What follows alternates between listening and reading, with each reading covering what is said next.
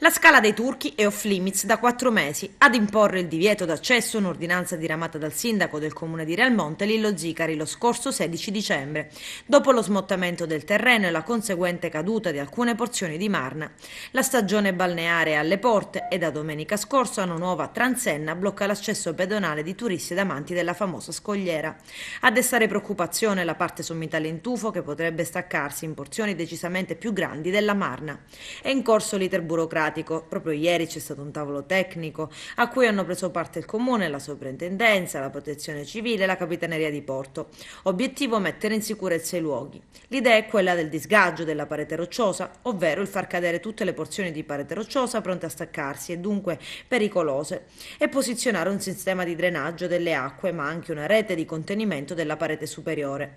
Adesso la Soprintendenza ai beni culturali, che dovrà valutare se non vi sia impatto ambientale, dovrà pronunciarsi. Il sindaco di Realmonte, Calogero Zicari, si è detto speranzoso che tutto possa procedere in tempi rapidi, e poi il RUP, che è l'ingegnere Costa, attiverà la conferenza dei servizi che approverà il progetto definitivamente. Una soluzione provvisoria proposta dal comune di Realmonte per permettere agli avventori di fruire in tempi brevi della Scala dei Turchi è il posizionare una passerella in legno sull'acqua che bypassi la parte di litorale interessato dal crollo. Il progetto è stato protocollato alla soprintendenza e il comune aspetta una risposta. Tuonano gli ambientalisti con in testa Mariamico, secondo cui è una follia pensare di costruire una passerella su un bene candidato a diventare patrimonio dell'umanità.